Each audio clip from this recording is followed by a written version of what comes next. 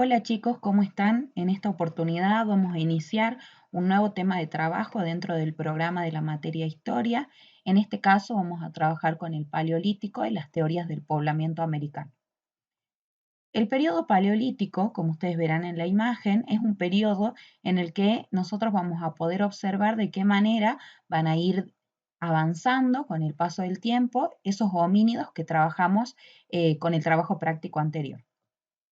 Se llama paleolítico al periodo de tiempo que transcurre entre el surgimiento de los primeros fabricantes de herramientas, es decir, entre los primeros hombres que van a fabricar herramientas, en este caso el Homo habilis, como ya hemos trabajado, hace aproximadamente 2,5 millones de años, hasta lo que vendría a ser la invención de la escritura hace aproximadamente 10.000 años. Dentro del paleolítico, nosotros vamos a poder diferenciar algunas cuestiones bastante interesantes que tienen que ver con respecto a los periodos que se van a analizar dentro de un periodo más amplio conocido como paleolítico. Vamos a trabajar con el paleolítico inferior, el paleolítico medio y el paleolítico superior. El paleolítico inferior fue un periodo larguísimo en la historia, caracterizado por cambios muy lentos. Es decir, durante este periodo, aquellos homínidos, ¿sí? Por ejemplo el Australopithecus, hasta que avancemos al Homo habilis, no van a desarrollar muchos cambios o cambios significativos, sino que más bien estos cambios van a ser lentos y sobre todo van a estar relacionados con lo que vendría a ser la fabricación de herramientas. Pero estas herramientas van a ser muy simples y generalmente talladas en roca. Van a ser talladas sobre una sola cara de la roca, por eso decimos que son herramientas muy simples. El Paleolítico inferior inicia hace aproximadamente 4 millones de años, cuando nosotros decimos que tenemos el primer resto de un Australopithecus, hasta lo que serían los 200.000 años antes del presente. Luego del Paleolítico inferior seguimos con el Paleolítico medio, que se ubica alrededor de los 200.000 años y termina aproximadamente hace 40.000 o 35.000 años.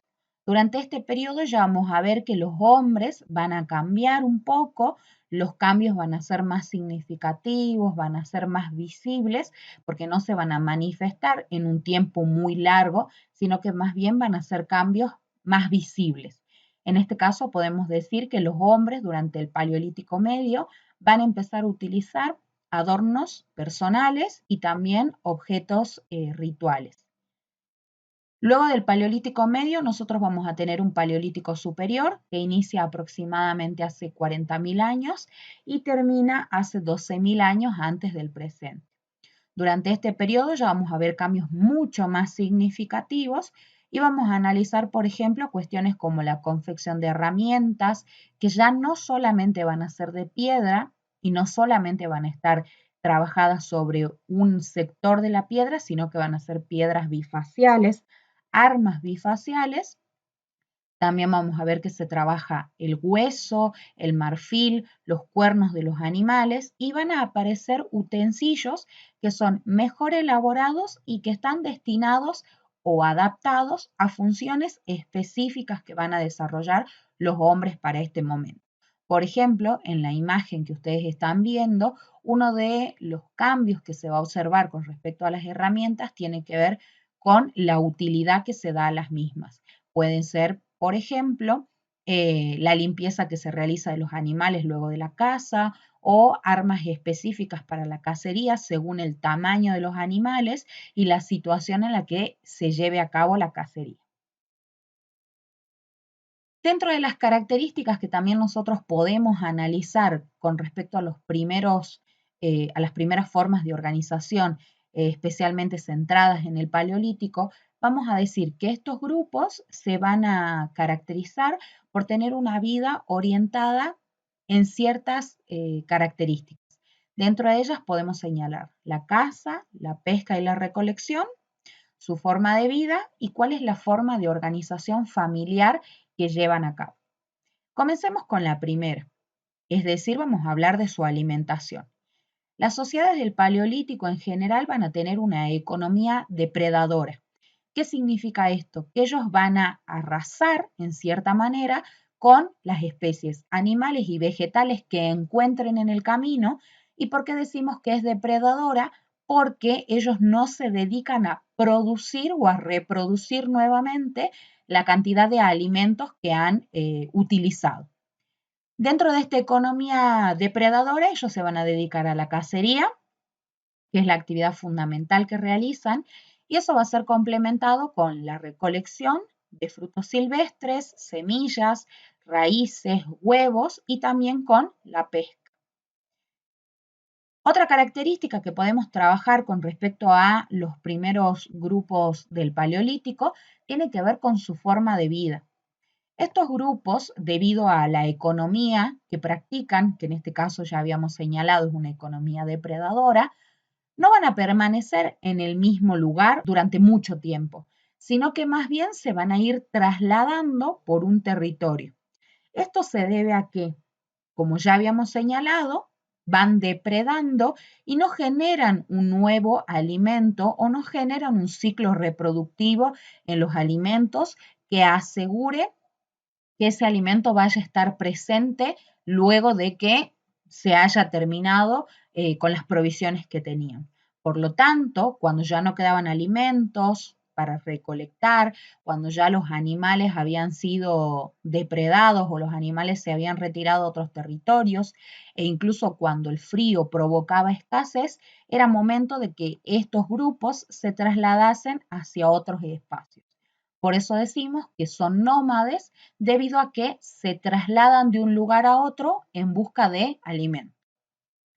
Con respecto a las formas de organización familiar que tenían estos primeros grupos del Paleolítico, nosotros vamos a señalar que se van a organizar como bandas o clanes, ¿sí? Es decir, este es el nombre que le adjudican los estudiosos de la humanidad para ese periodo, que vendrían a ser los arqueólogos y los antropólogos, quienes van a señalar que estos grupos se organizan específicamente de 30 hasta 150 personas. Estos grupos además van a estar unidos por lazos familiares y la cantidad de personas no siempre va a ser o 30 o 150 personas, sino que más bien va a ir variando, pero es limitada, es decir, es una pequeña cantidad de gente la que forma parte de estos grupos debido a la disponibilidad del alimento. ¿Sí? Ellos son muy conscientes de la cantidad de personas que tiene que tener un grupo para poder asegurar la subsistencia del mismo y además la alimentación de los miembros que están en ese grupo. La comida se distribuye de forma equitativa y durante este periodo, es decir, durante el Paleolítico, no existe una división especializada del trabajo, es decir, los varones generalmente se encargaban de la caza, de la pesca, las mujeres se encargaban de la recolección y los niños también.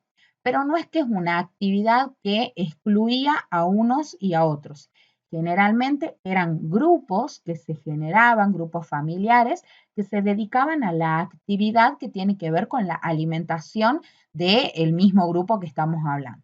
Una muestra de lo que vendrían a ser las sociedades del Paleolítico de las que venimos trabajando pueden ser la familia de los Cruz.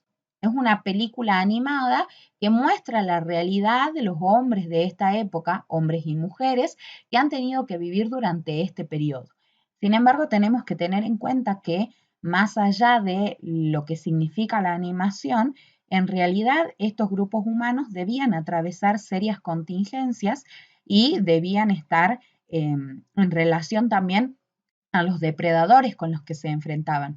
Es por eso que muchos de ellos vivían muy poco tiempo, la esperanza de vida era menor a 30 años, las personas no solían vivir mucho y en general se consideraba anciano aquella persona que había podido avanzar la edad de 30 años. Generalmente estos grupos tenían un líder que vendría a ser el padre generalmente, y era él quien coordinaba las acciones con respecto a la cacería y a la recolección. Pero como pudimos ver en el video, la verdad que sí, la alimentación que ellos tienen es bastante restringida Eso también genera un problema al momento de que nosotros hablemos de la esperanza de vida, ya que la alimentación cumple un papel significativo y también estos depredadores naturales de los hombres que generaban que estuvieran constantemente en peligro.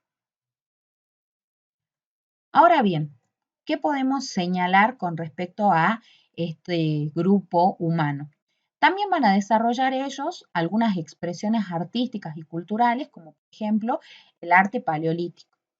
Este tipo de arte aparece durante el Paleolítico Superior, aproximadamente alrededor del año 40.000 a.C. o antes del presente, y este desarrollo artístico se va a generar cuando los hombres pueblen casi la totalidad del planeta Tierra. Sin embargo, las manifestaciones estilísticas o culturales del arte rupestre se van a ver de manera más significativa o en una mayor cantidad europeos. El arte rupestre va a ser aquel arte que esté representado dentro de las cuevas o al aire libre. Y para hacer estas representaciones se utiliza como soporte la roca. Es posible que pueda aparecer grabado, es decir, que se utilice algún elemento contundente con el cual se pueda dejar una huella o una marca, o también puede aparecer pintado o en bajo relieve.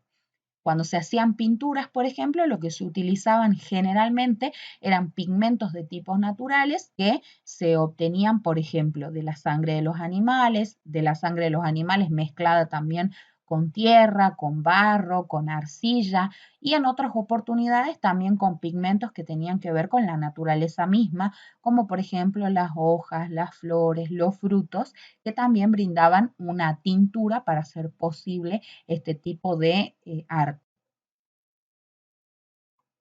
Generalmente las representaciones artísticas propias del arte rupestre lo que intentan mostrar son imágenes de la cacería, ¿sí? Por ejemplo, nosotros vemos aquí cómo es que ellos han ido representando, por ejemplo, un mamut o los animales que generalmente cazaban. Ahora bien, avancemos con otro tema que tiene que ver con esta situación o con este periodo que específicamente se relaciona con el Paleolítico.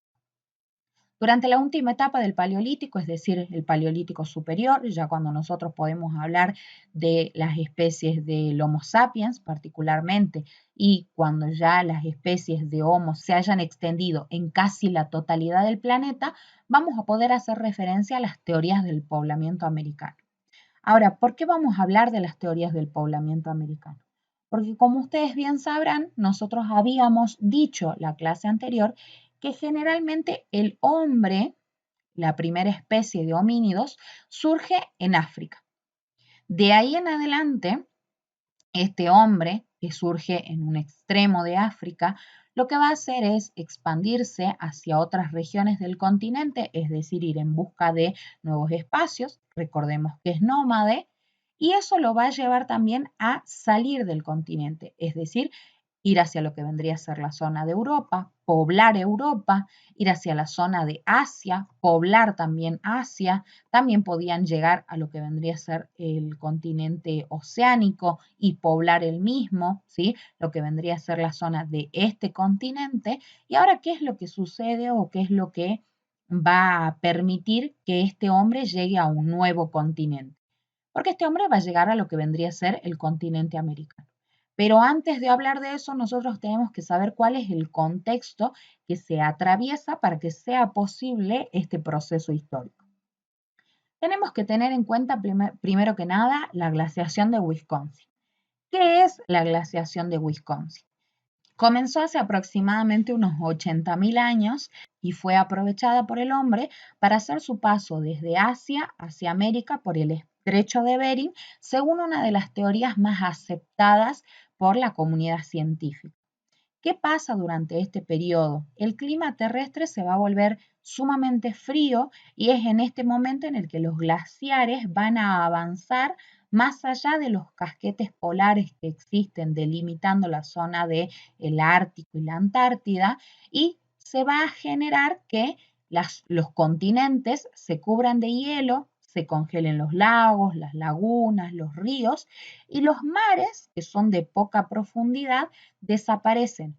porque el agua se va a convertir en glaciares. Esto va a permitir que los estrechos, los archipiélagos que se encuentran en zonas que se expresan como una conexión continental, queden sin cobertura líquida. ¿Qué significa? Que no haya un paso de agua entre un espacio y otro, sino que más bien ese paso se congele y no se va a congelar en su totalidad, sino que se congelan las superficies y eso permite al hombre crear una cobertura más bien fija que va a posibilitar el paso de un lugar hacia otro. Seguramente ustedes escucharon hablar de esta situación, quizás no en términos científicos, ¿sí? O en términos desde el área de las ciencias sociales o de la historia, por ejemplo, pero seguro que sí lo vieron cuando pudieron ver la película La Era del Hielo. Por eso es que aquí le hago referencia a uno de los personajes de esta película. En general, quienes comienzan este proceso de migración hacia otros espacios van a ser los animales. Los animales son los primeros en desplazarse y luego los hombres, recuerden esto que hablábamos durante el Paleolítico, van a ir en búsqueda de esos animales, ya que son depredadores, necesitan ir en búsqueda de esa alimentación y de esos animales que se están trasladando hacia otros espacios. A partir de esta situación, a partir del periodo de glaciación que vive la Tierra, que es el último periodo de glaciación que atravesó el planeta, nosotros vamos a decir que los arqueólogos y los antropólogos van a desarrollar distintas teorías con el propósito de dar una respuesta al planteo de cómo se originó el poblamiento americano. En este sentido, nosotros podemos analizar que existen tres teorías. La teoría más aceptada por la comunidad científica va a ser la teoría que elabore Alex Herlika, que habla sobre el tránsito que se desarrolla desde la zona de Eurasia hacia el continente americano a partir del estrecho de Bering. Este tránsito que se realizó fue posible a lo que señalábamos con anterioridad cuando hablábamos del proceso de glaciación, es decir, se congelaron las aguas superficiales y permitieron que tanto animales como hombres pudieran pasar por este espacio. ¿Qué plantea la teoría de Alex Herlika? Él va a postular su principio o los principios que desarrolla alrededor del siglo XX y va a plantear que los primeros pobladores de América provienen del nordeste de Asia hace 10.000 años atrás. En la actualidad, es decir, los estudios actuales, hablan que la primera migración se realizó en varias etapas, es decir, no fue un proceso que se realizó en una única vez, sino que más bien fue un proceso que se fue realizando en varias etapas. ¿Qué plantea la teoría del origen asiático o la teoría del estrecho de Bering? Va a plantear que el hombre ingresa desde el oeste, es decir, desde la zona de Siberia, hacia lo que vendría a ser Alaska, por un puente terrestre llamado Beringia. Eso se produce o es posible debido al descenso de las aguas y a la última glaciación. Esta teoría entonces identificaría al ser humano con lo que vendrían a ser las especies asiáticas. En este caso, nosotros podemos ver que el puente interoceánico que se ha establecido es entre la zona de Asia y lo que vendría a ser la zona de Norteamérica. Y a partir de esta conexión se habría logrado que el hombre ingrese de un espacio hacia otro. Recuerden también que la Tierra no es plana como uno de los mapas que estamos observando, sino que más bien la Tierra tiene una forma de geoide, una forma esférica, que permite que nosotros podamos observar la conexión existente entre los continentes. Otra de las teorías existentes con respecto a el poblamiento americano tiene que ver con el científico Paul Rivet. Él va a plantear que la población americana no proviene de una única ruta, sino que más bien son múltiples rutas o múltiples migraciones que se han llevado a cabo mediante diferentes rutas a partir de las cuales nosotros podemos hablar de el poblamiento americano. Por eso es que Paul Rivet va a decir que pueblos australianos y polinésicos llegan hacia Sudamérica a partir de una navegación primitiva. ¿Qué quiere decir esto? Uno de los planteos de Rivet es que el hombre puede llegar al continente americano a partir de la navegación. Ahora, ¿qué es lo que sucede? Debido a que las aguas quedan más liberadas por que se han retirado, se han congelado las grandes masas de hielo, es posible que se libere la zona de tránsito. Por eso, los hombres provenientes de la Polinesia y la Melanesia en esta zona podrían atravesar el Océano Pacífico y llegar de esa manera al continente americano, específicamente a las zonas de Centroamérica. La última teoría es la teoría elaborada por Antonio Méndez Correa. Él va a postular o va a señalar que el poblamiento americano se realiza desde Australia y a través de la Antártida. Es decir, lo que él va a señalar es que lo que se realiza son conexiones continentales y esto es posible debido a el clima favorable que existe a partir de la glaciación. Estos estudios van a estar sustentados en algunas semejanzas lingüísticas y físicas que Méndez Correa observa entre la población que se encuentra en la zona de Australia y en la población que se encuentra en Tierra del Fuego. Sin embargo, esta teoría es más difícil de comprobar debido a la falta de evidencia que existe con respecto a lo que este científico plantea. Entonces, ¿qué diría la teoría de origen australiano? Que los hombres provienen de este continente, es decir, que provienen de la zona de Oceanía y que de ahí estos hombres también han navegado hacia lo que vendría a ser la Antártida y la Antártida en ese momento no tenía el mismo clima que tendríamos nosotros, que tendría en la actualidad, entonces los hombres pueden atravesar a pie este territorio y conectarse con el continente americano a partir del estrecho que existe en la zona sur correspondiente al territorio de Tierra del Fuego. Es decir, lo que plantea Antonio Méndez Correa es que los hombres atravesaron del continente de Oceanía a la Antártida y eso hizo posible que a partir de una ruta a pie llegaran al continente americano a partir del extremo sur. Todas estas teorías además señalan que desde el espacio en el que los hombres pudieron llegar al continente se fueron irradiando sobre distintas zonas del continente americano. Pero obviamente esta irradiación fue una irradiación lenta, es decir, que el tránsito que llevaron a cabo los hombres desde su llegada al continente americano hasta su dispersión por el mismo fue un proceso lento. Una teoría que no es aceptada en su totalidad por lo que vendría a ser la comunidad científica, es la teoría que plantea Florentino Ameghino y que es una teoría que no se las puse en diapositivas, pero que me parece importante hacer referencia a esto.